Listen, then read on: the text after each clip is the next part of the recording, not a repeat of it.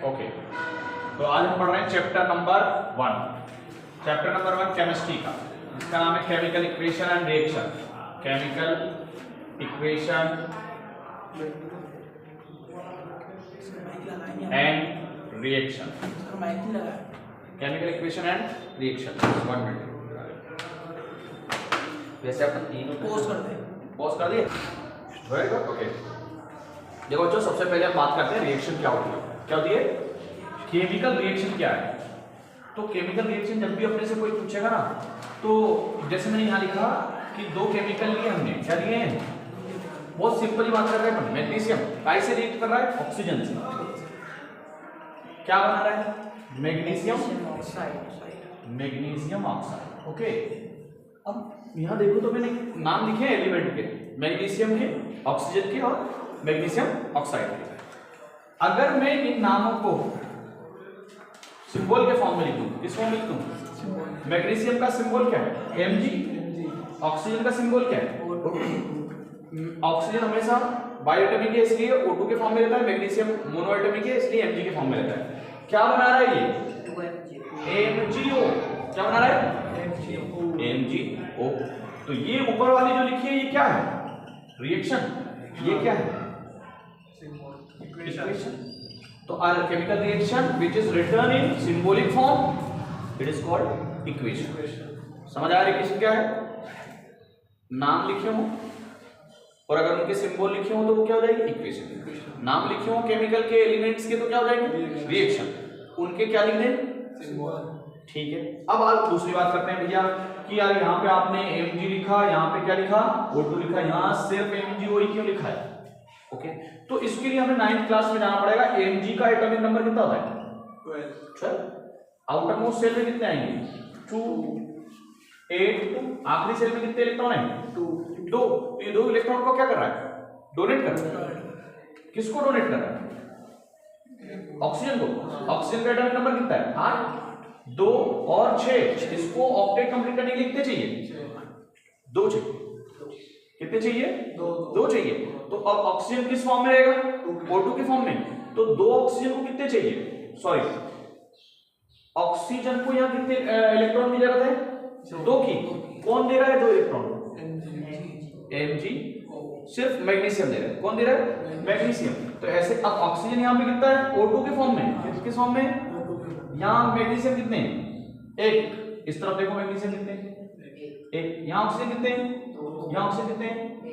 इस ऑक्सीजन को 2 बनाओ। ओके, वापस से थोड़ा सा पीछे चलते हैं। इधर वाले एलिमेंट को क्या कहते हैं? रिएक्टेंट। एरो के लेफ्ट हैंड में क्या होते हैं? एरो के राइट हैंड में क्या होते हैं? प्रोडक्ट। जितने इधर रिएक्टेंट होंगे उतने ही उधर प्रोडक्ट के एलिमेंट होंगे। जैसे इधर अगर Mg 1 है तो Mg उधर भी कितना होना चाहिए? 1। इधर ऑक्सीजन कितने हैं? 2। तो उधर भी कितना होगा? 1। 2 होंगे। अब उधर 1 है तो हमें उधर कितना बनाना पड़ेगा? 2 बनाना पड़ेगा। अब जब अपन मर्जी से बनाते हैं, खुद से बनाते हैं, तो नंबर कहाँ ऐड करते हैं? आगे। तो मैंने ऑक्सीजन को 2 बनाना था तो मैंने टोटल कंपाउंड के आगे क्या जोड़ दिया? 2। तो मैंने ऑक्सीजन को कितना बनाया? ऑक्सीजन को 2 बनाया तो मैग्नीशियम कितना बन गया? 2 बन गया।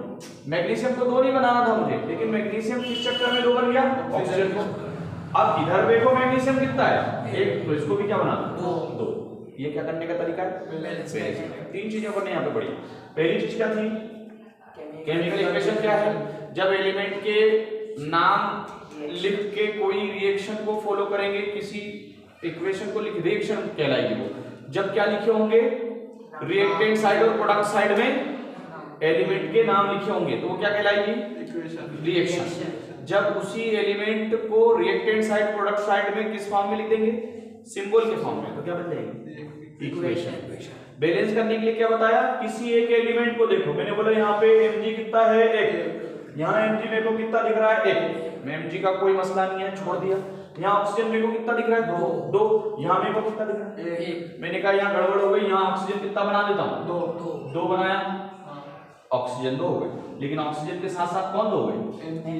प्रोडक्ट तरफ Mg भी 2 हो गए। तो फिर इस Mg को भी क्या कर दो? 2। ये हो गई बैलेंस रिएक्शन। ठीक है, 3 बात समझ में आ गई। रिएक्शन पूछे, इक्वेशन पूछे, बैलेंस करने का सबसे सिंपल तरीका। अब एक सवाल पैदा होता है कि यहाँ O2 अकेला है, O2 कैसा? अकेला। O2 बाई एटॉमिक और वहां Mg O, Mg के साथ कौन है? O। तो O2 क्यों है और यहाँ MgO क्यों? MgO2 क्यों नहीं है, ये पिक्चर है, और यहाँ O क्यों नहीं है ना? तो समझो ऑक्सीजन कितना है भैया यहाँ? 6। ऑक्टेट कंप्लीट करने के लिए इसको कितने चाहिए? 2। तो अपन 4 चैप्टर में स्ट्रक्चर पढ़ेंगे, आउटर मोस्ट में कितने इलेक्ट्रॉन है? 6। तो यहाँ 2 2 4 और 2 6 इलेक्ट्रॉन बनाए इस ऑक्सीजन के। इस अब देखो भैया इसको 6 है, इसको कितने चाहिए? 2। तो इसको 2 कौन देगा? एक और ये कोऑर्डिनेट बना के रखेगा। कोऑर्डिनेट क्या होते हैं अपन 4 चैप्टर पढ़ेंगे। ये 6 इसके हो गए, देखो 2 2 4 2 6। इसको क्रॉस क्यों लिखा मैंने? क्योंकि ये बॉन्ड बनाने में हेल्प कर रहा है, और ये इनको डॉट के लिए ये बॉन्ड नहीं बना रहे। तो देखो ये 8 हो गए, ऑक्टेट कंप्लीट हो गया इसका, पेयर बना लिया इसने, इसके भी ऑक्टेट कंप्लीट हो गए। तो O2 इसीलिए ऑक्सीजन किस फॉर्म में एग्जिस्ट करता है? O2 के फॉर्म में। ओके, लेकिन जब उसे Mg से जुड़ना होगा, किससे जुड़ना होगा? Mg से। तो Mg एक अकेले Mg के पास कितने इलेक्ट्रॉन देने की ताकत है? 2 इलेक्ट्रॉन देने की ताकत। तो ये एक अकेला Mg कितने इलेक्ट्रॉन दे देगा? 2। तो फिर Mg के साथ कितना ऑक्सीजन जुड़ेगा? एक ही जुड़ेगा, 2 नहीं जुड़ेगा, इसलिए MgO है। लेकिन अगर कार्बन के साथ जोड़ना होता, किसके साथ जोड़ना होता? कार्बन के साथ।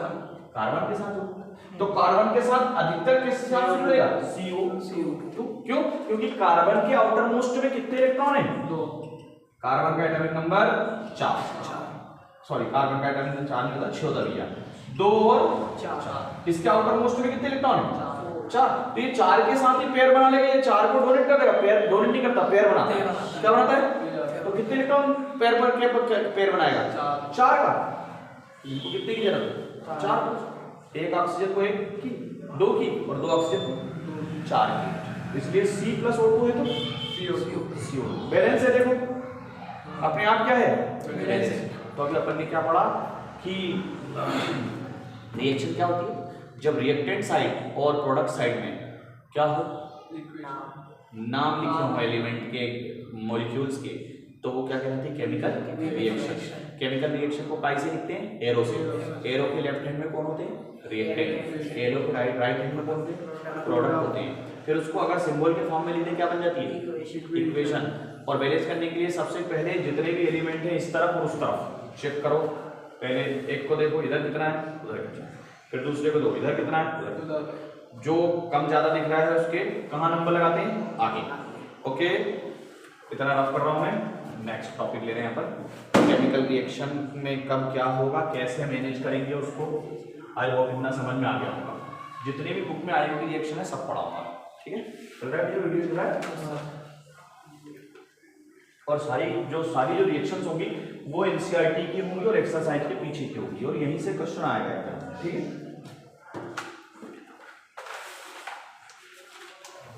देखो ये बताओ, ये लिख दिया मैंने जिंक, ये लिख दिया सल्फ्यूरिक एसिड, है ना? अभी मैंने नाम लिखा है, यहां पे लिखा जिंक सल्फेट बनेगा। क्या बनेगा? Zinc sulphate.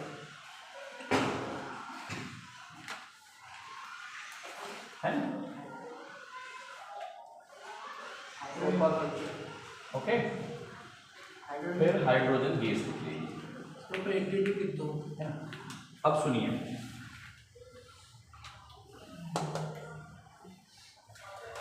यहां पे एक एक्टिविटी आपके बुक के अंदर दी हुई है। एक फ्लास्क है, ओके, फ्लास्क के अंदर जिंक के ग्रेन्यूल्स डले हुए हैं। क्या डले हुए हैं? जिंक के ग्रेन्यूल्स। यहाँ पे एक लिक्विड का दिखा रहा है कि वो लिक्विड कौन है? सल्फ्यूरिक एसिड का फार्मूला होता है H2SO4। जैसे ही आप इनको फ्लास्क के अंदर थोड़ा बहुत शेक करेंगे, हिलाएंगे, या ठीक है, ये ट्यूब लगी है जिसमें से गैस बाहर आ सके, आप देखेंगे काय की गैस निकलने लगेगी? Hydrogen gas. ओके, एग्जाम में ये फ्लास्क बना के दे देगा, यहाँ पे जिंक H2SO4 दे देगा, बोलो गैस कौन सी निकल रही है, या फिर H2 गैस निकाल के दे देगा, बोलो यहाँ क्या बन रहा है, रिएक्शन लिखिए, समझाइए। तो हम यहाँ बात करेंगे। अब मैंने क्या लिखा है यहाँ पे? नाम। ये इस तरफ वाले कौन है? रिएक्टेंट। एरो के उस तरफ कौन है? प्रोडक्ट है, राइट साइड पे। अब इनको मैं सिंबल लिख देता हूं, जिंक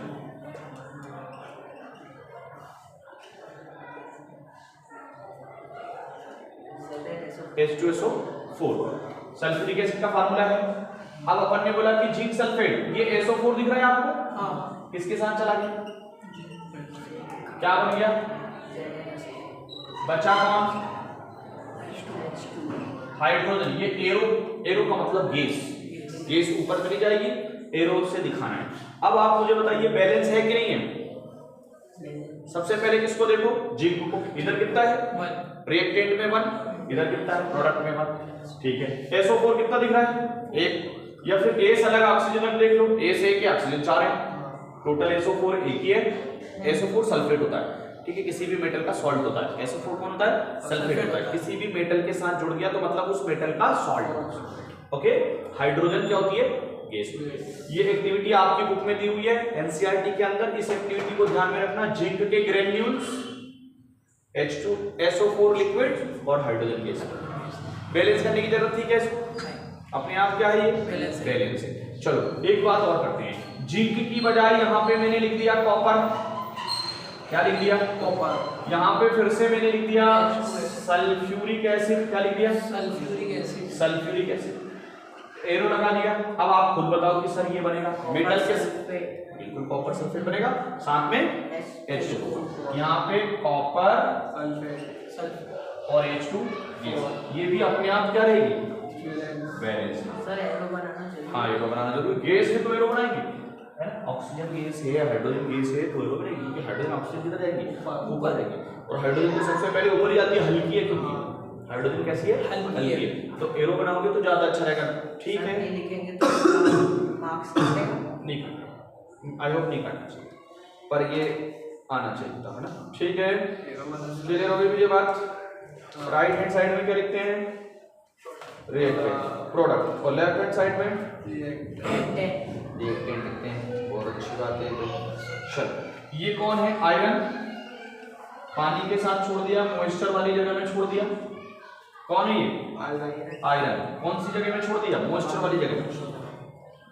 मॉइस्चर है मतलब वहां नमी है, तो नमी है तो हम क्या मान सकते हैं? H2 मान सकते हैं।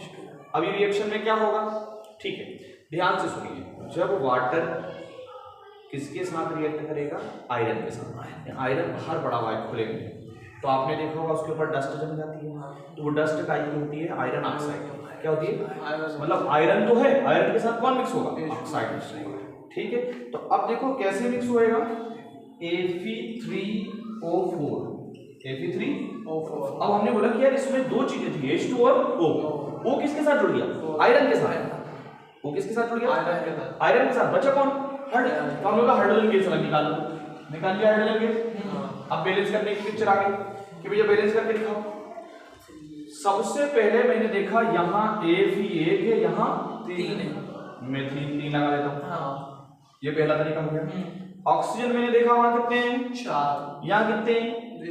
1। तो यहाँ ऑक्सीजन को कितना कर दो? 4। मैंने ऑक्सीजन को 4 किया, हाइड्रोजन कितना हो गया? 8। हाइड्रोजन कितना हो गया? 8। अब मुझे वहां हाइड्रोजन कितने करने? 8 करना है, तो यहाँ मैंने ये बैलेंस करने के लिए क्या बताया मैंने? किसी एक एलिमेंट को पकड़ो, इधर देखो, उधर देखो, बराबर नहीं है, बराबर। अच्छा, वहाँ Fe3O4 आएगा। थोड़ा सा इसको याद करना है कि ऑक्सीजन का ये जो फॉर्म है ये वाटर के साथ देख करके बनता है, हालांकि क्यों बनता है इसका भी नियम है। ठीक है, आया इतना समझ में? रिएक्शन बैलेंस करना है कि नहीं? यहाँ 3, वहाँ 3 देखा, यहाँ मैंने कितना बना दिया है? 3। मैं यहाँ 2 देखता तो बना देता, Fe2O3 होता। और यहाँ अगर 3 देखा, 3 बनाया। मैंने देखा ऑक्सीजन कितने हैं वहाँ? 4। तो मैंने ऑक्सीजन को 4 बनाया, तो हाइड्रोजन कितना हो गया? 4 हो गया, 8 हो गया, 8 हो गया। और फिर वहाँ भी कितना कर दूंगा? 8। ओके, इसको काटने कैसे बनेगी? Fe3O4 हेमेटाइट, आयरन ऑक्साइड बोलो ना आप तो सीधे क्या बोलोगे? Iron oxide. Iron Fe3O4, iron oxide क्या? रस्ट। ओके, आयरन समझ में। ये वो रिएक्शन है जो एनसीईआरटी के अंदर छपी हुई है, मतलब यहां से घुमा फिरा के क्वेश्चन को। ओके,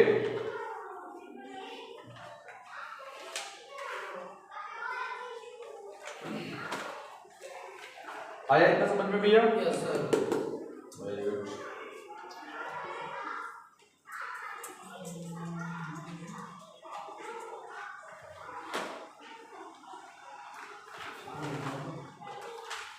ये रफ कर दें। अब एक क्वेश्चन, एक रिएक्शन होती है फोटोसिंथेसिस। फोटोसिंथेसिस हालांकि लाइफ प्रोसेस वाले चैप्टर में है, कहाँ है लाइफ प्रोसेस, लेकिन अपन उसको यहीं पे पढ़ेंगे, यहाँ पे बैलेंस करने के हिसाब से। अगर मान लो ऐसा डायग्राम बना हुआ आ जाए कि ये प्लांट है, ओके, यहां से बता दे कि यहां से ये वाटर इनटेक कर रहा है, क्या इनटेक कर रहा है, रूट वाटर ले रही है यहां से। यहाँ पे बोल दे कि कार्बन डाइऑक्साइड ले रहे हैं, कौन ले रहे हैं, कार्बन डाइऑक्साइड। कार्बन डाइऑक्साइड यहाँ पे बोल दे कि क्लोरोफिल है लीफ के अंदर, पत्ती के अंदर क्या है, क्लोरोफिल, और बोल दे कि यहाँ पर सनलाइट है, कौन है, अब वो बोल दे कि कौन सी प्रोसेस हो रही है, कौन सी रिएक्शन हो रही है, और इसकी इक्वेशन, बैलेंस इक्वेशन लिखिए, बोल सकता है, क्योंकि फोटोसिंथेसिस लाइफ प्रोसेस में भी है और इधर रिएक्शन भी है। बात समझ में आ गई। वाटर इनटेक कर रहा है कौन, प्लांट, सनलाइट एब्जॉर्ब कर रहा है, कार्बन डाइऑक्साइड एब्जॉर्ब कर रहा है, क्या रिएक्शन होगी। तो हमने बोला कि ठीक है भैया देखो, carbon dioxide plus water, water हो गया, और किसकी प्रेजेंस में, सन की प्रेजेंस में, कौन किसकी प्रेजेंस है, और क्लोरोफिल। ये हमें पता है कि ग्लूकोज बनता है, क्या बनता है, ग्लूकोज, कार्बोहाइड्रेट बनता है, तो हम ग्लूकोज का फार्मूला लिखते हैं C6H12 और O6। ये भी पता है कि कौन बनता है, oxygen, as a life gas. ये फोटोसिंथेसिस की प्रोसेस देखी है। अब हम बात आती है बैलेंस करने की, क्या की बात आती है, बैलेंस करते हैं। तो हमने देखा कि यार यहाँ कार्बन कितने, मैंने बताया कोई एक एलिमेंट को पकड़ो रिएक्टेंट की तरफ, फिर उधर देखो यहाँ कितना है कार्बन, 2, 1, यहाँ कितना है 6, यहाँ कितना लिख दूं 6, कार्बन 6 करने के चक्कर में ऑक्सीजन कितने हो गए, 12 हो गए 12, और यहाँ एक 13। कभी भी रिएक्शन में ओड नंबर में बैलेंस नहीं करना है। ओड नंबर में बैलेंस होगी तो हमें अपॉन में नंबर लिखना पड़ेंगे, जैसे 1/2, 1/3। तो कोशिश करना है किस नंबर में बैलेंस करो, इवन नंबर है। अभी हमने देखा कि यार ये 12 और 1 कितने हो गए, 13। जैसे इवन नंबर ओड नंबर आ गए तो जरा उसको थोड़ी देर के लिए छोड़, दूसरा एलिमेंट पकड़ लो, हाइड्रोजन देख लो, यहाँ कितने हैं, 2, वहाँ कितने, 12, यहाँ कितने लगा दो, 6, 12 हो गए। अब काउंट करो ऑक्सीजन, हमने क्या क्या बैलेंस कर लिया, कार्बन और हाइड्रोजन। हाइड्रोजन यहाँ कितने थे, 2, हमने यहाँ कितने देखे, 12। हमने बोला चलो 12 बनाओ, इसको बना लिया। ऑक्सीजन को क्यों रोक दिया था, ओड नंबर बना दिया। अब उसकी पिक्चर आप खत्म कर देंगे अपन। यहाँ देखो ऑक्सीजन कितने हो गए, 12 और 6, 18। अब उधर देखो ये 6, इसको कितना बना दो, 12, 12 और 6 हो गई बैलेंस रिएक्शन, कोई और ऑक्सीजन गैस है तो गैस। कौन सी रिएक्शन थी, फोटोसिंथेसिस, बैलेंस है। वापस से हमको कार्बन डाइऑक्साइड लेना था, वाटर लेना था, सनलाइट ली हमने, उसके बाद हमें पता होना चाहिए कि ये ग्लूकोज का फार्मूला हम लिखेंगे, क्योंकि हमने फोटोसिंथेसिस में पढ़ा है कि glucose as a main product और oxygen as a by product, ठीक है। अब यहाँ हमने देखा कि यार बैलेंस करने के लिए मैंने बोला किसी एक एलिमेंट को पढ़ो, कोई रिएक्शन नहीं देखना कि भैया ये इधर ए रख लो, इसको बी रख लो, इसको सी रख लो, और ऐसा करके बैलेंस कर दो, फोकट उलझने की जरूरत नहीं। एक एलिमेंट कार्बन कितना है, 1, उधर कितना 6, बनाओ 6 बना दिया, 6 बनाया। अब मैंने बोला ऑक्सीजन करते हैं, इसको करते हैं 6 2 12 और 30 ओड आ गया, रुक जा थोड़ा सा रुको। हाइड्रोजन कितने, 2, यहाँ कितने, इसको 12, यहाँ 12 बनाना है तो क्या करें, 6 2 12। अब ऑक्सीजन पे आओ वापस से, 6 2 12 और 6 18। हमने बोला 6 तो यहाँ, इसको बनाना 12 से बैलेंस होगी रिएक्शन, बोलो आया समझ में। ये ऐसा क्वेश्चन बना के दे दे, ऐसा करके आ जाओगे। ये फोटोसिंथेसिस की रिएक्शन भी है, एनसीईआरटी में भी दी हुई है, बैलेंस करने के हिसाब से मैंने बताया। ओके, चाहो नोट करो चाहे ना करो, वो समझ लीजिए। ओके, नेक्स्ट रिएक्शन है जिसमें एक्टिविटी दी हुई है, आयरन सल्फेट या फेरस सल्फेट को जब हीट देंगे तो सल्फर डाइऑक्साइड गैस निकलेगी और सल्फर ट्राइऑक्साइड गैस निकलेगी। ओके, रफ कर दो इसको, रफ कर दो।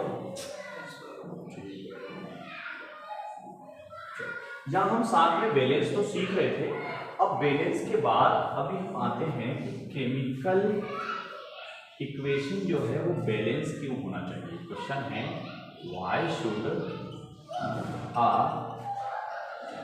Chemical equation be balance. Okay, ऐसा एक क्वेश्चन है एनसीईआरटी के अंदर कि केमिकल इक्वेशन कैसे होना चाहिए, बैलेंस होना चाहिए, क्यों होना चाहिए। तो देखिए यार इधर जितना ए लोगे इधर जितना बी लोगे, तो इधर भी ए और बी उतने ही मिलेंगे। इस चीज को क्या बोलेंगे, बैलेंस। क्या बोलेंगे, बैलेंस है। अगर मान लो मैंने इधर 2 ए लिए और 1 बी लिया, कितना लिया, 2 है ना, तो मुझे यहाँ पे मिलेगा बी ए। मान लो मुझे क्या मिला, ए बी मिला। क्या मिला, ए बी। तो मैं इसको क्या बोलूंगा, अनबैलेंस। क्या बोलूंगा, अनबैलेंस। अच्छा चलो अपन इससे नहीं लेते हैं, अपन रिएक्शन से ही बात करते हैं। यहाँ मैंने क्या लिया, Mg, यहाँ क्या लिया, O2, ये MgO, ये कैसी रिएक्शन है, MgO, अनबैलेंस है, क्योंकि मुझे ऑक्सीजन यहाँ 2 दिख रहा है रिएक्टेंट पे और प्रोडक्ट में 1 दिख रहा है। मुझे बैलेंस करना है, तो मैंने बोला Mg प्लस O2, MgO अभी बैलेंस करके बता दिया मैंने, यहाँ 2 लगा दो, यहाँ भी क्या लगा दो, तो ये अनबैलेंस क्या हो गया, बैलेंस। ओके, तो बैलेंस क्यों होना चाहिए। हम बोलेंगे कि भैया केमिकल रिएक्शन बैलेंस इसलिए होना चाहिए क्योंकि law of mass of conservation जो हमने 9th क्लास में पढ़ा है वो ये कहता है कि किसी भी सब्सटेंस का, एलिमेंट का मास ना तो क्रिएट किया जा सकता है ना ही डिस्ट्रॉय किया जा सकता है। बस क्या होता है उसका, है ना, चेंज होता है one form to another form. तो हम ये लिखेंगे chemical equation should be balanced due to the law of mass of conservation which is according to which the mass can neither be created nor be destroyed। ठीक है, तो अपन ने बोला कि भैया Mg से मैंने MgO बनाया, तो ऐसा नहीं है कि यहाँ पे तुम ऑक्सीजन के यहाँ 2 थे तो वहां कितने लिए हम 1, 2 ही होना चाहिए। ओके, आई बात समझ में। किस क्वेश्चन का आंसर लिख दोगे, क्यों बैलेंस होना चाहिए, due to law of mass of conservation. तो यहाँ अगर आप शॉर्ट में आंसर लिख देंगे due to law of mass of conservation, mass can neither created nor be destroyed। इतना लिख दिया और ये 2 रिएक्शन लिख दी, हो जाएगा। ओके, अगर इतना क्वेश्चन आ जाए, बोलो समझ आया। आगे बढ़ते हैं, अब अपन देख रहे हैं टाइप्स। जल्दी से देख लो, काय का आंसर लिख रहा है, केमिकल रिएक्शन को बैलेंस क्यों होना चाहिए, इक्वेशन को बैलेंस क्यों होना चाहिए। ओके, पहले अनबैलेंस लिखिए, फिर बैलेंस लिखिए, फिर बता दिया बैलेंस क्यों कर रहे हैं। ठीक है, next types of chemical equation. काय की बात कर रहे हैं, टाइप ऑफ केमिकल इक्वेशन या रिएक्शन भी बोल दो, कोई प्रॉब्लम नहीं है। अब हम बात इसी में हम बैलेंस भी करना सीखेंगे और इसी में टाइप्स पढ़ेंगे। सबसे पहला टाइप्स होता है combination reaction. Combination reaction, combination reaction का सिर्फ नाम से ही पता चल रहा है कि जब 2 रिएक्टेंट आपस में क्या होते हो, कंबाइन होते हो और एक या एक से ज्यादा क्या बनाते हो, कौन सी रिएक्शन कहलाती है, कॉम्बिनेशन। कॉम्बिनेशन याद रहेगा, ठीक है, कॉम्बिनेशन रिएक्शन। दूसरा, यहां पर मैं कॉम्बिनेशन में एक चीज और ऐड कर देता हूं कि भैया ऑक्सीडेशन क्या होती है, क्या ऐड करेंगे, ऑक्सीडेशन रिएक्शन। हर बार ऑक्सीडेशन नहीं होगा, पर वहां ऑक्सीडेशन रिएक्शन भी हम साथ में पढ़ लेते हैं।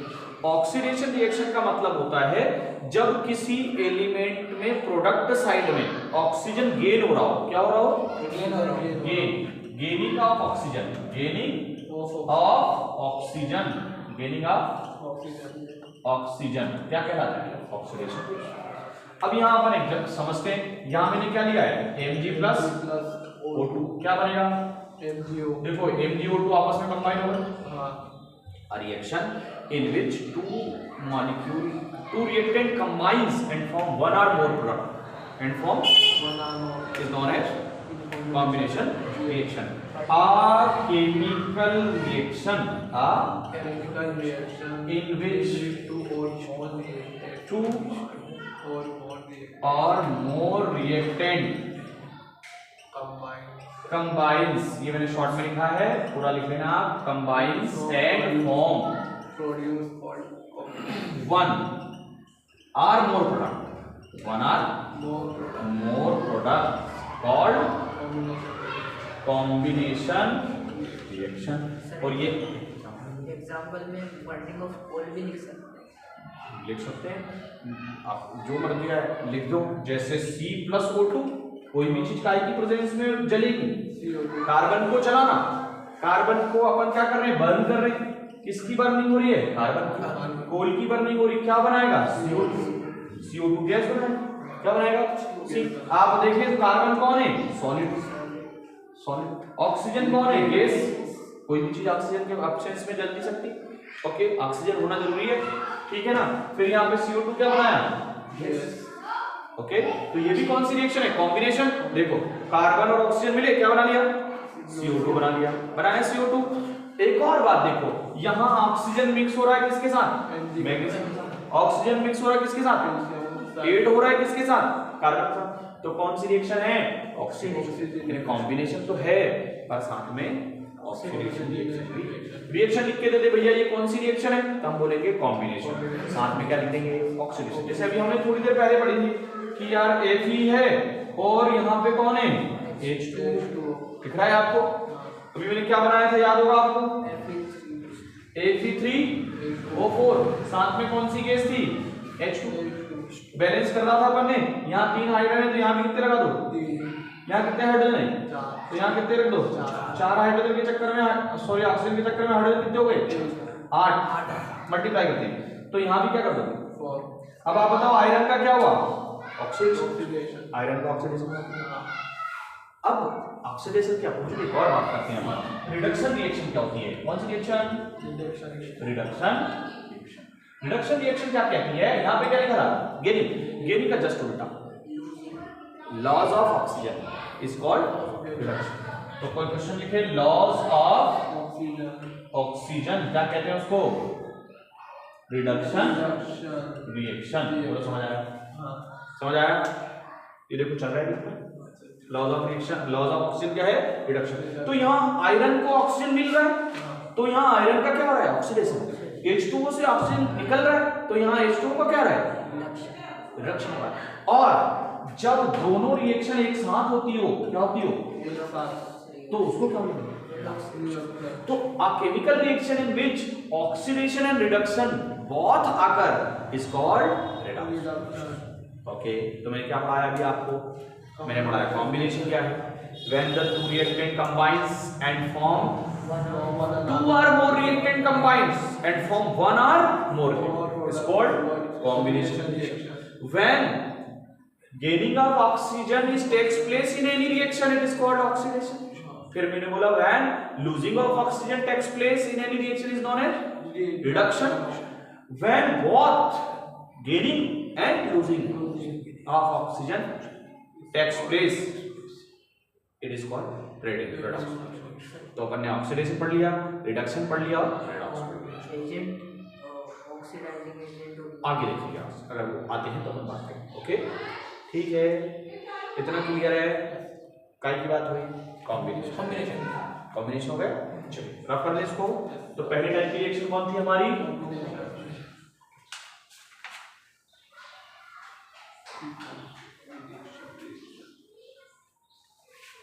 ठीक चल रहा है ये, मतलब किसका है, MRS रही ऊपर से। तो अभी वीडियो बंद हो गया क्या, नहीं चालू ही, वीडियो चालू है, पोस्ट कर दे, वीडियो रोक दे, हो जाएगा। हाँ तो अगली रिएक्शन है डिकम्पोजिशन रिएक्शन, है ना। अभी अपन ने कॉम्बिनेशन पढ़ा, अब डिकम्पोजिशन। तो सबसे पहले हम यहाँ पे एक एग्जांपल लेते हैं, जैसे FeSO4, इसका नाम होगा आयरन सल्फेट या ferrous sulphate, ferrous sulphate. Okay, break होगा दो या दो से ज्यादा प्रोडक्ट में, Fe2O3 बनाएगा, SO2 बनाएगा, SO3 बनाएगा। ये दो टाइप की गैस निकलेगी। इसका नाम होगा फेरिक ऑक्साइड। ओके, तो हमने क्या देखा कि एक रिएक्टेंट लेफ्ट हैंड में कौन होता है, रिएक्टेंट, तो हम बोलेंगे a reaction in which a reactant breaks, short में लिखना, आप पूरा लिखना, breaks up into 2 or more product called decomposition reaction। ये तो डेफिनेशन हो जाएगी, ये इसका एग्जांपल हो जाएगा। अब हम इसको बैलेंस करने के बारे में सोचते हैं कि यार बैलेंस करते हैं। ओके, तो सबसे पहले हम एक एलिमेंट को बनाते हैं जो अपना तरीका।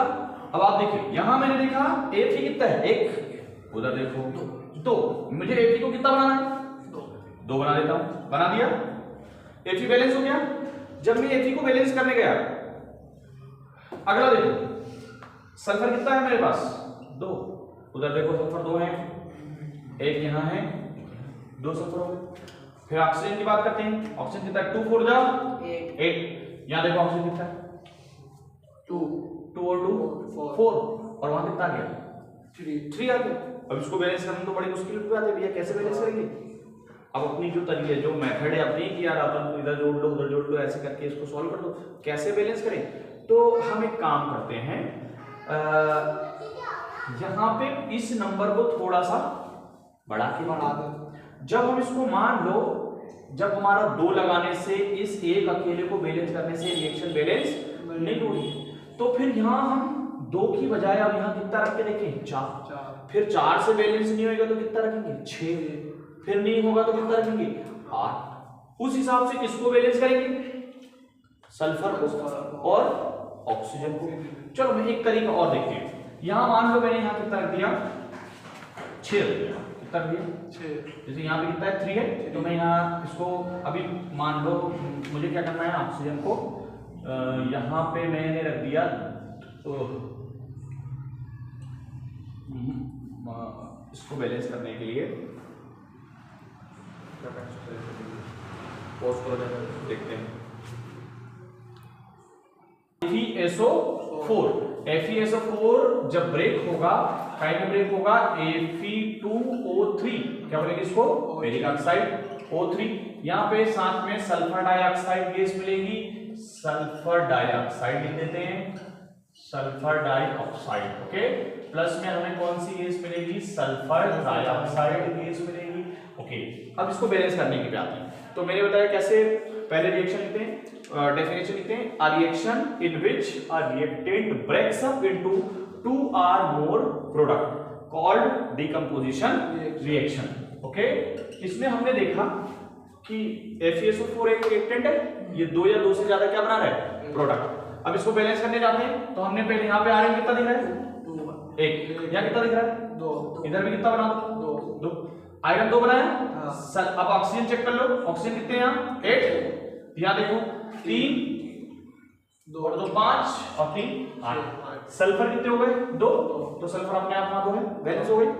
आया समझ में कि बैलेंस करना यही तरीका था, अपन ने क्या किया था, यहाँ पे यहाँ गलत लिख दिया था ना अपन ने, तो ठीक है, आप समझ में आ गया। तो डिकम्पोजिशन रिएक्शन क्या होती है, a reaction in which one product get one reactant get breaks up into 2 or more product। okay, it is called decomposition reaction। जैसे कि बहुत सिंपल सा एग्जांपल, आप इधर देखना ABC, ये देखा आपने, ये कौन है, रिएक्टेंट, और उधर आपने देखा कि एरो के उधर A भी मिल गया, B भी मिल गया और C भी मिल गया, या A plus BC मिल गया या AC plus B मिल गया, तो आप बोलेंगे यार इधर 1 था उधर 1 से ज्यादा है, ये कौन सी रिएक्शन होगी, डिकम्पोजिशन। पूरा समझ आया, ओके।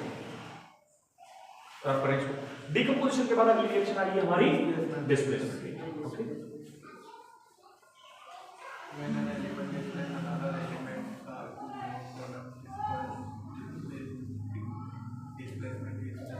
ठीक है, कौन सी रिएक्शन की बात कर रहे हैं, displacement reaction, displacement. Okay, displacement reaction में होता क्या है, सिंपल, सबसे पहले अपन ने बात की थी जिंक,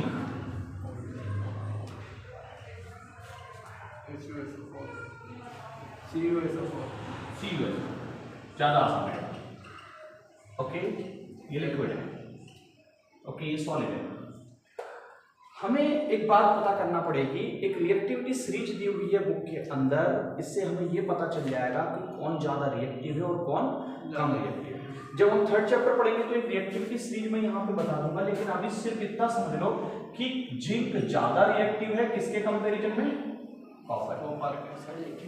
ओके ठीक है, एक रिएक्टिविटी सीरीज है जिसका नाम है, सबसे ज्यादा रिएक्टिव मेटल है पोटेशियम, सोडियम है ना, उसके बाद आएगा मैग्नीशियम, कैल्शियम, फिर मैग्नीशियम, कैल्शियम, मैग्नीशियम, उसके बाद आएगा एल्यूमिनियम, जिंक, आयरन, जिंक के बाद आएगा iron, lead, PB, hydrogen, H, Cu, copper, Ag और लास्ट में Au। यानी कि ये रिएक्टिविटी सीरीज है, इसमें जो सबसे ऊपर है ये यहाँ तक, ये हाईली रिएक्टिव है। कौन है ये? हाईली रिएक्टिव है ना। कौन है ये जो है ये मॉडरेट है। कौन है? मॉडरेट। और ये सबसे लीस्ट रिएक्टिव, सबसे कम रिएक्टिव। ओके, तो हमें ये नहीं देखना कौन मोस्ट है कौन है, ये याद हो तो बहुत अच्छी बात है। हमें ये देखो कि इनमें हमारे पास कौन एलिमेंट है, कॉपर है और जिंक। तो हमने बोले यार जिंक ज्यादा रिएक्टिव है, कॉपर तो कौन रिएक्शन का नाम होगा when ever more reactive element displaced salt from less reactive element. More reactive metal less reactive metal से सॉल्ट को क्या कर देती हो, डिस्प्लेस कर देती हो। कौन सी रिएक्शन कहलाएगी? यानी ये SO4 सॉल्ट किसके साथ चला जाएगा, ZnSO4, और कॉपर क्या बन जाएगा, सॉलिड। ये क्या हो गया, लिक्विड। ओके, इसका मतलब ये है कि ब्लू कलर का कॉपर का सल्फेट है, कॉपर सल्फेट। कौन है ये? Copper sulphate. ओके, यहाँ पे Zn जिंक की रॉड जो ब्राउन कलर की है, कैसी लगती है, ब्राउन कलर की है। इसके अंदर जैसे डुबाई जाती है जिंक की रॉड, कॉपर सल्फेट कैसा हो जाता है, ब्लू से, उसका कलर क्या हो जाता है, चेंज हो जाता है, डिक्लेयर हो जाता है। क्यों हो गया? क्योंकि कौन सी रिएक्शन हो गई, डिस्प्लेसमेंट। कौन सी रिएक्शन हो गई, डिस्प्लेसमेंट। जिंक डिसॉल्व हो जाएगा और कॉपर काय में बदलने लगेगा, सॉल्ट। ओके, कौन सी रिएक्शन कहलाएगी, डिस्प्लेसमेंट रिएक्शन। ओके, यहाँ पे एक इसको सिंपल से तरीके से हम समझते हैं कि भैया ये ए रिएक्टिव मेटल है, ए कौन है, मोर रिएक्टिव मेटल। कौन सी मेटल, मोर रिएक्टिव मेटल। यहाँ पे बी के साथ एक्स है, मतलब salt of B, salt of B. यानी एक्स कौन है, बी का सॉल्ट है। तो हमने बोला रिएक्टिव कौन है, ए, यानी ये सॉल्ट किसके साथ चला जाएगा, ए के साथ। बी क्या हो जाएगा, सॉल्ट। ये वाली कौन सी चीज रहेगी, लिक्विड। याद रहेगा? अरे समझ आया? मोर रिएक्टिव किसको डिस्प्लेस कर रहा है, लेस रिएक्टिव। किसके साथ से, सॉल्ट से।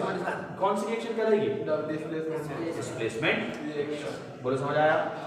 अब क्वेश्चन आपसे पूछेगा कि क्या ऐसा हो सकता है, क्या ऐसा हो सकता है, क्या कॉपर जिंक को डिस्प्लेस कर देगा? तो हम बोलेंगे नहीं। क्यों नहीं करेगा? तो हम बोलेंगे कि भैया जिंक ज्यादा रिएक्टिव है, कॉपर कम। बात समझ आ गई? डिस्प्लेस कौन करेगा, जो ज्यादा रिएक्टिव। आ गया? क्लियर है? ठीक है, चलो इसको रफ करते हैं, एक आध रिएक्शन लेंगे इसकी।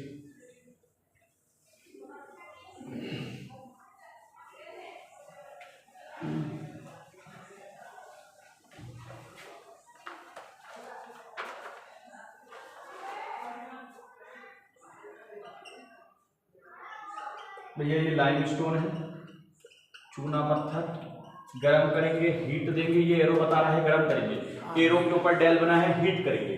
तो ये बता रहा है कि ये बनाएगा कैल्शियम ऑक्साइड। क्या बनाएगा, कैल्शियम ऑक्साइड। इसको बोलेंगे क्विक लाइम। क्या बोलेंगे, क्विक लाइम। फिर साथ में क्या बना रहा है, CO कार्बन डाइऑक्साइड गैस। ये बताइए एक रिएक्टेंट है, कितने प्रोडक्ट बना रहा है? 2। मुझे बताओ कौन सी रिएक्शन है? कॉम्बिनेशन है, डिस्प्लेसमेंट है, डबल डिस्प्लेसमेंट है कि डिकम्पोजिशन है? चेक करो, चेक करो। बुक में काय को दे रहे हो? बुक पे डिकम्पोजिशन। एक रिएक्टेंट ब्रेक हो रहा है 2 प्रोडक्ट में, क्या है ये? डिकम्पोजिशन। अब बैलेंस करने की कोशिश करो, बैलेंस करो। बैलेंस है क्या? बैलेंस है क्या? जल्दी बताओ। नहीं बैलेंस। बैलेंस है।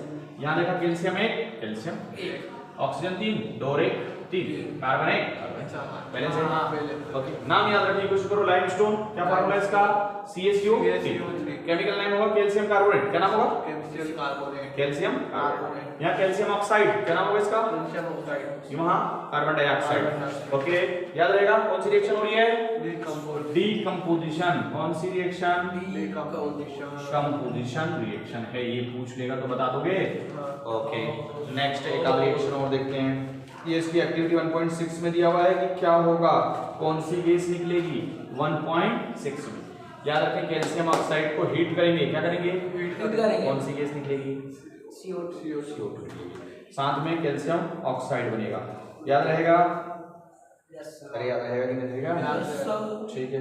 एक्टिविटी 1.5 के अंदर है, एक्टिविटी 1.6 है लेड नाइट्रेट। कौन ले रहे हैं? Lead nitrate. यहाँ पे लिया लेड नाइट्रेट। क्या लिया?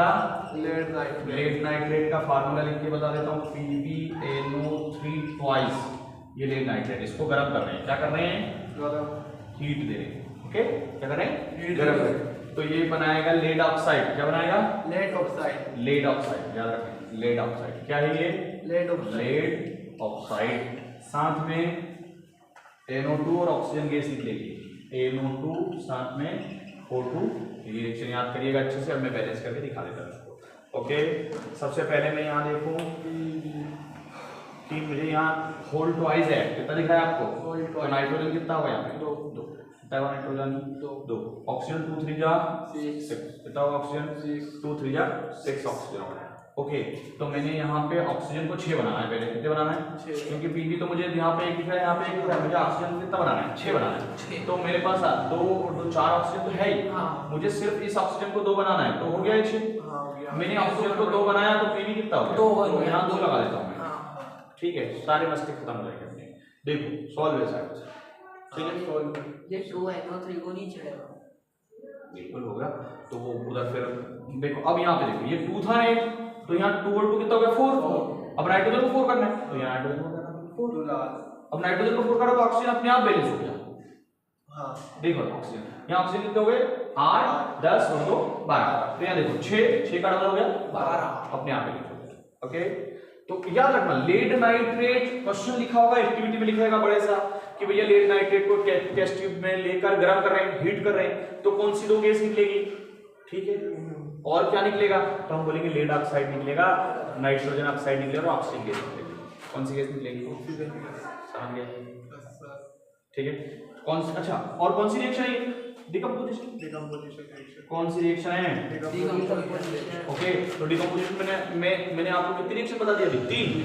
एक कौन सी बताई? ये एक कौन सी बताई? FeSO4 क्या बनाएगी? Fe2O3 SO2 और SO3 गैस निकलेगी। तो कितनी रिएक्शन बता दी यहाँ पर? जो क्या बता रही है आपको? Decomposition, sorry displacement, decomposition, sorry क्या हो रहा है यहाँ पे? डिकम्पोजिशन। 1 रिएक्टेंट कितने में टूट रहा है? 2 या 2 से ज्यादा में, इसको बोलेंगे हम डिकम्पोजिशन। डिस्प्लेसमेंट में मैंने अभी सिर्फ कितनी बताई? 1। कौन सी? H2SO4 वाली। ओके, डिकम्पोजिशन के बारे में थोड़ी सी बात और करते हैं कि ऐसा भी डिकम्पोजिशन हो रहा है क्या, है ना, जो बुक में दिया हो। फिर उसके बाद डबल डिस्प्लेसमेंट।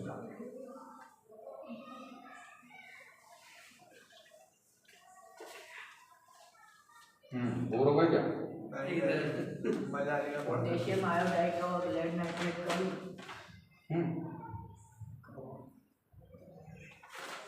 ये रिएक्शन देख लो, AgCl। देखो Cl हमेशा किस फॉर्म में रहता है? Chlorine gas. कौन सी गैस है ये? Chlorine, chloride. अब यहां से Cl निकला तो यहां क्या निकलेगा? डेफिनेटली Ag का मतलब होता है सिल्वर क्लोराइड। AgCl कौन है? Silver chloride. कौन सी रिएक्शन हुई होगी? बैलेंस करो पहले, वहां Cl2 है, यहाँ Cl2 बनाना है, क्या करोगे? 2। तो यहाँ भी क्या करेगा? बैलेंस है। हाँ, बैलेंस हो गई। कौन सी रिएक्शन है? डिकम्पोजिशन क्यों है? दो प्रोडक्ट एक रिएक्टेंट कितने प्रोडक्ट बना रहा है? दो प्रोडक्ट। ये क्या है? सिल्वर। क्या है ये? सिल्वर। ओके, सिल्वर और क्लोराइड समझ गए। एक और देखो, सिल्वर ब्रोमाइड। सर क्लोराइड बोले क्लोरीन। एक ही बात, क्लोराइड। क्लोराइड बोलते हैं, CO2 होता था। Silver bromide, silver bromide AgBr, AgAr। अब देखो, ब्रोमीन क्लोरीन की फैमिली का ही है, ग्रुप 17 में रहता है ये। ब्रोमीन हमेशा किस फॉर्म में रहेगा? Br। तो यहां से क्या अलग हो जाएगा? Ag।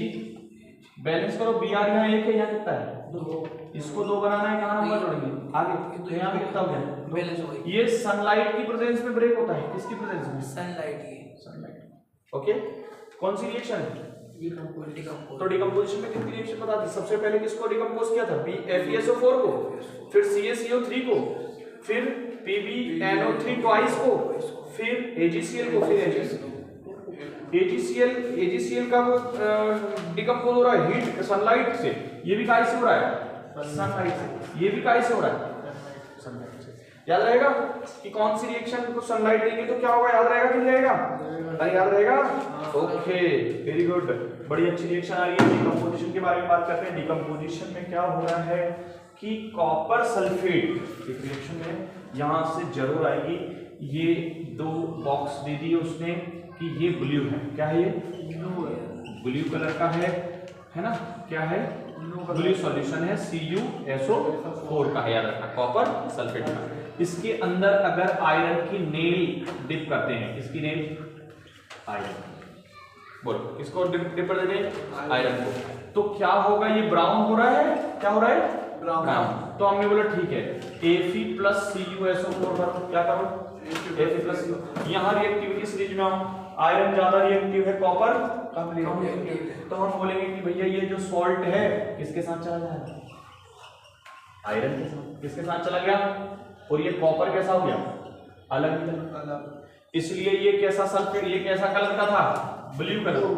ब्लू कलर का कौन? Copper sulphate. ये कैसे कलर का बन गया? पहचान जाओगे कि ब्राउन कलर का कौन है? Iron sulphate. क्या नाम है इसका? आयरन।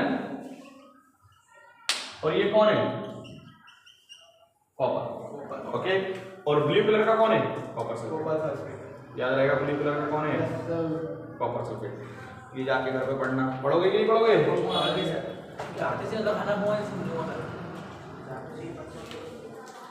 ऐसे ZnSO4 का होगा, कर लोगे?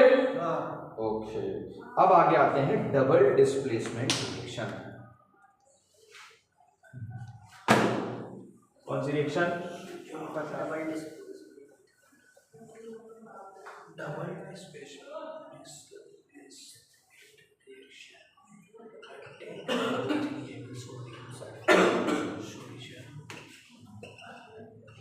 कौन सी रिएक्शन है? Double displacement reaction. अभी डिस्प्लेसमेंट वन साइड हो रहा है। अभी मान लो A के साथ X है, B के साथ Y। मान लो ये A के साथ आयन बना रहा है, ये B के साथ आयन बना रहा है। आयन डोनेट कर रखे हैं इन्होंने। अब ये B का जो आयन है किसके साथ चला जाए? X के साथ। A का जो आयन है किसके साथ? B के साथ। B के साथ, यानी A के साथ Y आ जाए और B के साथ X। यानी आयन आपस में एक्सचेंज हो। नहीं, क्या बोलेंगे? Double displacement. तो a reaction in which ion exchange takes place between two reactants is known as double displacement reaction। जैसे Na2SO4, BaCl12,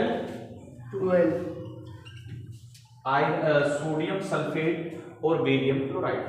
ये रिएक्शन दी हुई है एनसीईआरटी के अंदर, इसको वहां से पढ़ें। देखिए, pure NCERT line to line पढ़िए, यही एग्जाम में आएगा। सीधे सीधे क्वेश्चन तो आना नहीं है, आपको क्वेश्चन को समझ के उसको मेंशन करना है और एनसीईआरटी के अंदर से ही क्वेश्चन बनेगा। फॉर्मूले दिया रहेगा, नाम दिया रहेगा, वहां से आपको रिएक्शन में खेलना है। अच्छा, ओके सर वो तो वाले क्वेश्चन करवाओ ना जिसमें element excess in form this, वो अभी मैं बता रहा हूँ, उसको क्वेश्चन में करके बता रहा हूँ। सल्फेट ये है बेरियम क्लोराइड, कौन है ये? तो यहाँ पे आप देखो SO4 किसके साथ चला गया? ये सोडियम का सॉल्ट है, Na2 किसके साथ चाहे, सोडियम के साथ। तो देखिए Na+Cl और BaSO बैलेंस करने की दिक्कत आई, हाँ तो हमने बोला यार Ba और SO4 तो ठीक है, जैसे थे वैसे ऐड हो गए, लेकिन यहाँ Na भी 2 था, Cl भी 2 था, तो हम इसको क्या करेंगे 2 लगा देंगे बस। सोडियम क्लोराइड क्या बन गया, ये सोडियम क्लोराइड, ये क्या हो गया BaSO4। कौन सी रिएक्शन है ये, आयन एक्सचेंज रिएक्शन। तो डबल डिस्प्लेसमेंट रिएक्शन को हम कौन सी रिएक्शन भी कहते हैं, double displacement a reaction in which ions exchange या exchange of ions ion takes place the reactor are between two reactants two reactants are called called double double displacement reaction, DDR। Okay, याद रहेगा, लिख के आ जाओगे। चलो, वो reaction की बात थी कि भैया यहाँ पे X plus blue colour solution है, कैसा सॉल्यूशन है, यहाँ पर Y यानी कि यहाँ पे ब्राउन कलर हो जाता है, कैसा हो जाता है, और Y कलर की मेटल मिलती है। तो पहचानिए X को, Y को और ब्लू कलर को और Y Fe तो हम पहचान देंगे कि यार ब्लू कलर कौन है, FeCO4 CuSO4 हाँ CuSO4 है ना। अब CuSO4 है तो हमने बोला ब्राउन करना है, तो हमने बोला यार आयरन को डिप कर दो या जिंक को डिप कर दो, हाँ आयरन की नील डुबा दो या जिंक की, तो FeSO4 बन जाएगा इधर। ये ब्राउन कलर का कौन है, SO4, तो ये कॉपर कैसे मिला, ओके। अब वो कलर भी देगा कि एक ब्राउन कलर को डुबा रहे, तो ब्राउन कलर की बात होगी, रेडिश ब्राउन कलर की बात होगी, तो हम जिंक को ले लेंगे, उसको ले लेंगे। ब्लैक कलर की बात होगी, आयरन ले लेंगे। डार्क ब्राउन होगी तो भी आयरन लेंगे, मतलब आयरन और जिंक किसी को भी लेके क्या करा देंगे, ओके। तो अभी हमने क्या पढ़ा, combination, oxidation, reduction, displacement, double displacement और डीकंपोजिशन, और इनकी वो रिएक्शन जो एनसीईआरटी के अंदर है, ओके। अब उसके बाद हम बात करते हैं, ये रफ कर रहे हैं, इसके बाद हम बात करते हैं कि भैया जो एंडोथर्मिक रिएक्शन, हाँ इंडोथर्मिक और एक्टोथर्मिक, वेरी गुड, सही चीज है। पढ़ते हैं एंडोथर्मिक क्या है और एक्टोथर्मिक क्या है। एंडोथर्मिक रिएक्शन पढ़ रहे हैं, क्या पढ़ रहे हैं, endothermic reaction, okay. Endothermic reaction एक बड़ी सिंपल सी चीज समझते हैं हम, कार्बन और ऑक्सीजन कब बर्न होगा, कार्बन जब आप क्या करोगे, गर्म करोगे, हीट करोगे, बिना हीट के ये बर्न होगा नहीं। ऐसी रिएक्शन जिनमें हीट रिक्वायर्ड है, जिनके होने के लिए हीट रिक्वायर्ड की जरूरत है, उनको बोलेंगे हम endothermic. A chemical reaction in which heat is involved, heat is required, heat की जरूरत लगेगी तो रिएक्शन होगी, इंडोथर्मिक। इसके उल्टा एक्सोथर्मिक, इसके उल्टा एक्सोथर्मिक रिएक्शन, कौन सी रिएक्शन, ऐसी रिएक्शन जिनके होने पर हीट निकलेगी, a reaction in which heat is released, is called exothermic reaction. तो कौन सी रिएक्शन है जिसके होने पर हीट निकलेगी, है ना। अब यहाँ पे सुनिए, एक रिएक्शन ले रहे हैं हम MgO, क्या ले रहे हैं, MgO नहीं सॉरी ये वाले, यहाँ पे देखिए ये क्या लिखा है, C6H12 और O6, सांस खींच रहे हैं हम रेस्पिरेशन रिएक्शन की प्रेजेंस में, यहाँ पे CO2 गैस बनेगी, वाटर बनेगा और एनर्जी बनेगी, हीट बनेगी, क्या बनेगी, energy, heat in the form of energy, okay. Heat बनी, ये एनर्जी, कौन सी energy, heat in the form of energy, है। तो ये कौन सी रिएक्शन थी, ये कौन था, ग्लूकोज, कौन था, ग्लूकोज। ऑक्सीजन की प्रेजेंस में ब्रेक हुआ, ऑक्सीजन की प्रेजेंस में ब्रेक हुआ, कार्बन डाइऑक्साइड वाटर बना, इसके बाद क्या हुआ, एनर्जी निकली, यानी हीट निकली, यहाँ हीट की जरूरत लग रही थी, तो इंडोथर्मिक, हीट निकल रही है तो एक्सोथर्मिक। तो a reaction which heat is required is known as endothermic. A reaction in which heat is released is called exothermic. ये कौन सी रिएक्शन है? रेस्पिरेशन। क्या है? Respiration. Respiration considered as a exothermic because heat is released. Released. Okay, balance करना है। यहाँ carbon कितने लिख रहे हैं? यहाँ कितना है? कितना बना दो? 6 बना दिया। हाइड्रोजन कितना है यहाँ बनाने के लिए? 6। ऑक्सीजन बैलेंस करो, 2 और 6 8। 6 2 जा 12 और 6 18। यहाँ दे दो 12 और 6 हो गया बैलेंस। ओके, क्वेश्चन आएगा कि रेस्पिरेशन को एक्सोथर्मिक क्यों कहते हैं? रेस्पिरेशन को एक्सोथर्मिक क्यों कहते हैं? Because in respiration energy is release, heat is release in the form of energy Energy is called when glucose is decompose या बर्न। ग्लूकोज बर्न होगा तो ये रिएक्शन याद कर लेना।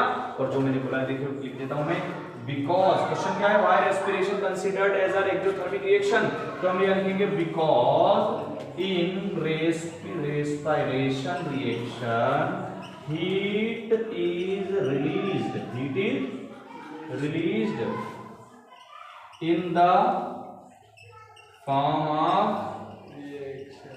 energy on burn of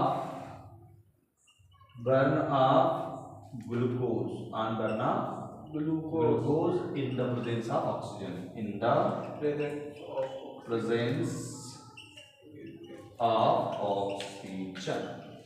okay, ये हो गया एक्सोथर्मिक और एंडोथर्मिक। नेक्स्ट हम एक बात कर लेते हैं यहाँ पे कि भैया जो चिप्स वगैरह के पैकेट होते हैं उनमें नाइट्रोजन गैस क्यों भरी जाती है?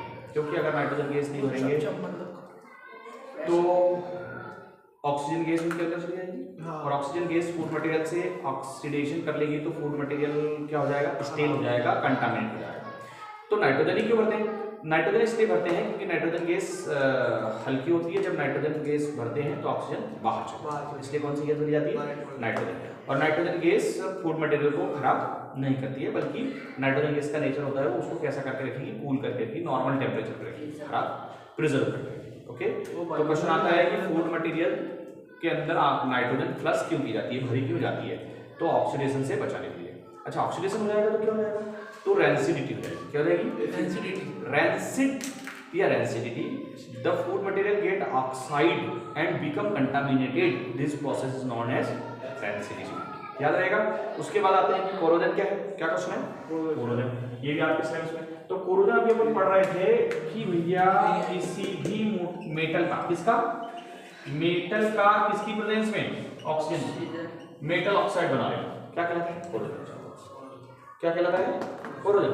जैसे सिल्वर की मेटल है, किसकी मेटल है? सिल्वर पे जब ऑक्सीजन की लेयर जम जाएगी तो कैसी लेयर बनाएगा? ग्रीन। क्वेश्चन आएगा सिल्वर की मेटल के ऊपर ग्रीन कलर की लेयर बन गई है, मतलब क्या बना लिया उसने? सिल्वर ऑक्साइड, यानी वो क्या है? कोरोजन। आयरन के ऊपर कैसे कलर की लेयर जमी? ब्राउन कलर की। कॉपर के ऊपर? ब्लू। कॉपर के ऊपर ब्लू या ब्लैक, ठीक है, सॉरी। सिल्वर के ऊपर ब्लैक, सिल्वर के ऊपर ब्लैक, ब्लैक क्या रखना? मैं यहाँ पे कितनी क्या बता दिया आपको? Green, black. कॉपर के ऊपर ग्रीन, कॉपर के ऊपर ग्रीन। कॉपर के ऊपर जो ग्रीन कलर की लेयर जम जाएगी वो क्या है? Copper oxide. सिल्वर के ऊपर ब्लैक कलर की लेयर जमेगी, क्या है? Silver oxide. आयरन के ऊपर कैसे कलर की लेयर जमेगी? Green, iron oxide. आयरन का कोरोजन, तो इसको क्या बोलेंगे? Corrosion. Oxidation of metal in the presence of oxygen and moisture, it is called corrosion. When corrosion takes place on iron, it is called rusting. क्या कहलाता है? Rusting. याद रहेगा। आई होप पूरे चैप्टर का जो मैंने थ्योरी पार्ट है और जो रिएक्शन है वो करा दी। इसको आप एक बार बुक से बैठ के ठंडे दिमाग से पढ़ें, सारे रिएक्शन सॉल्व करें। आई होप ये कंप्लीट हो जाना चाहिए। ओके, नेक्स्ट वीडियो भी जल्दी भेजेंगे अगर पॉजिटिव रिस्पॉन्स रहता है तो। Thank you very much.